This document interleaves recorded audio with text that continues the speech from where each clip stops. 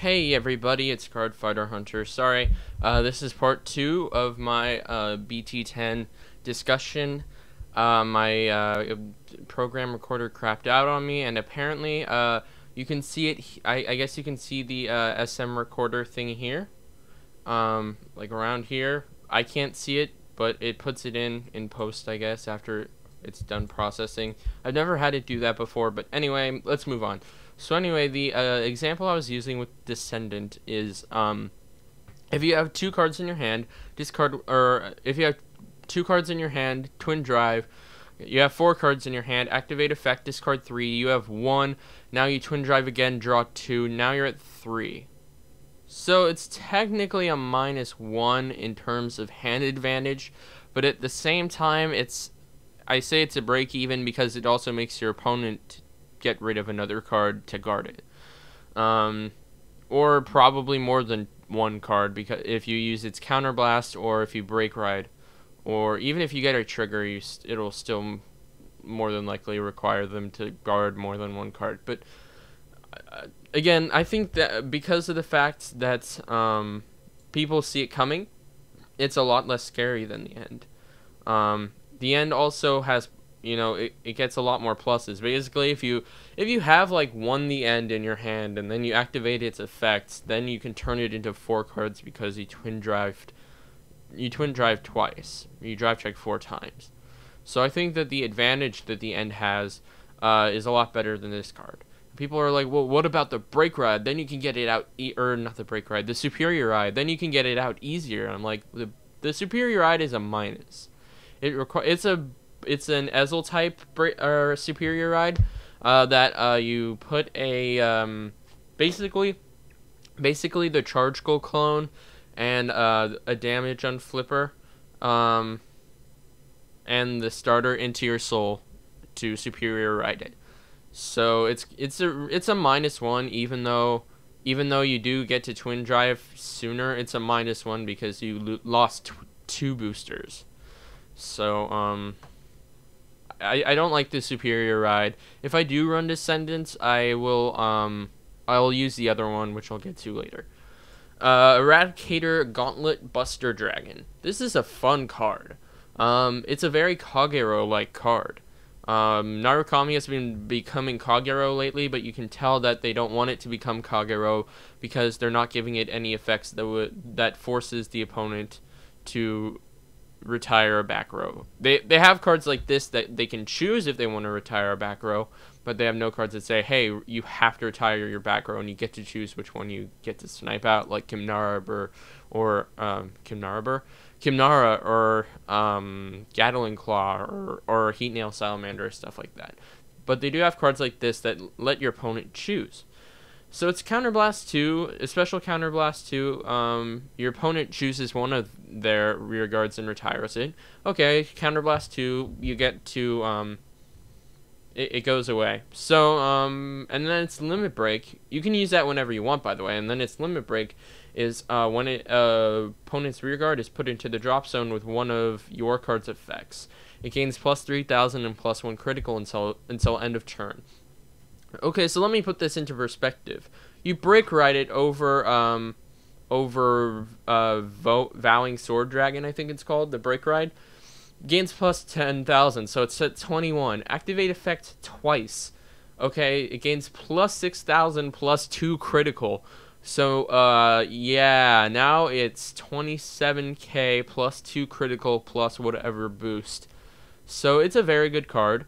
I would still consider it to be very good even after you break ride it, unlike Descendant, which it kind of becomes a meh.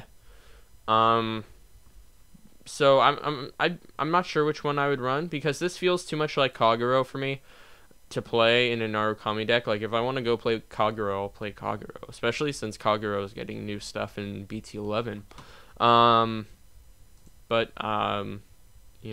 Descendant is, as Kai says, true Narukami. So anyway, moving on. Beast Deity Ethics Buster. Break ride when, what is it? I haven't gone over this card, I think. When a Nova Grappler rides this unit, give it plus 10k until end of turn. And when it attacks a Vanguard, not when it hits, but when it attacks a Vanguard, stand all of your opponent's rear guards in your front row until end of turn. So basically, if you break ride Illuminal Dragon, then basically you attack with both of your rear guards columns first, and then you can counterblast 3 and retire all of your rear guards except for the one behind the Vanguard, but you know, that's kind of irrelevant anyway at that point. So I think this is a very strong card. By itself, it's a meh card. Like if you comboed it with like Perfect Razor or something, it wouldn't be that great. But if you paired it with something like Illuminal Dragon, then that could be very devastating because without even having to hit, you can stand all of your rear guards for Counterblast 3. So I think that's a very good card. Sybil. Okay, moving on to the double R's. I think this is an Akane clone, but it's more generic, I think. Yeah, Counterblast 2, call 1 grade 1 or less Jewel Knight in its card name, call it to rear guard and shuffle your deck. So it's kind of like Maka or Akane, but I think it's kind of better because one, you don't have to move it into the same column, and two, it doesn't have to be a what's it called, the high dog, or yeah, I think it's high dog, high beast or whatever, like Akane does. So I think it's a very good card, and theoretically all of your cards in this deck should be Jewel Knights, except for maybe like Palamedes or Toy Poogle or something, or Marin. Not even Toy Poogle.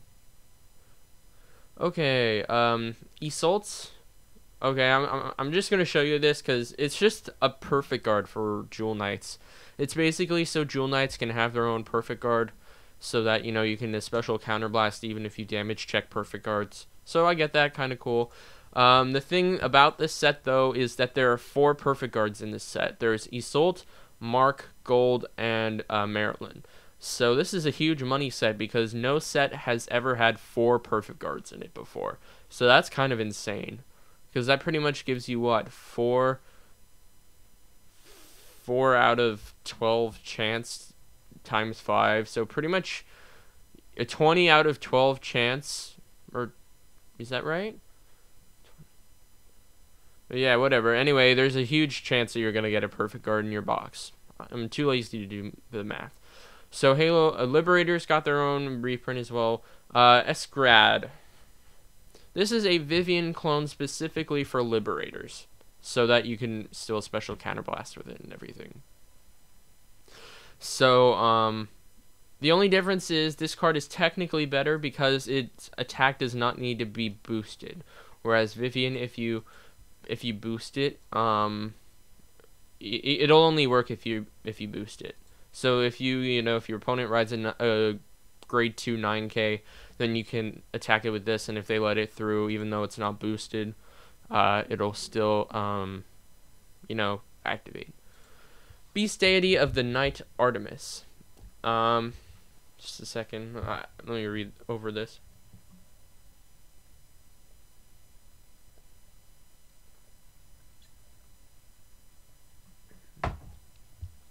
Alright, Limit Break 4, Soul Blast 3, when it attacks a Vanguard. That's interesting. You may pay the cost, draw 2 cards, choose a card from your hand, put it into Soul, and it gets 5,000 power until the end of that battle. Now this card is, in my opinion, better than Tsukiyomi. I think, as a clan, OTT is better than Genesis, because they have a larger variety of cards, of course, and this clan only has 1 set of cards to go from. But card for card, I think this card is better than Full Moon Tsukiyomi because it's Counterblast 2 for Full Moon, Soul Blast 3 for this, and it gains 5,000 power. However, this is a limit break, so you can't use it if you're only at 2 damage, which Tsukiyomi could. So they're both very good in their own way. I mean, I guess it's kind of subjective, as to how you use it or what your play style is if you want to take all damage early or something. And its other effect is if you have the ride chain, the grade 2 ride chain, and the soul gets plus 1000 on both turns. Oh, wait, actually no. There are five perfect guards in this set. Isolt, Mark, Gold.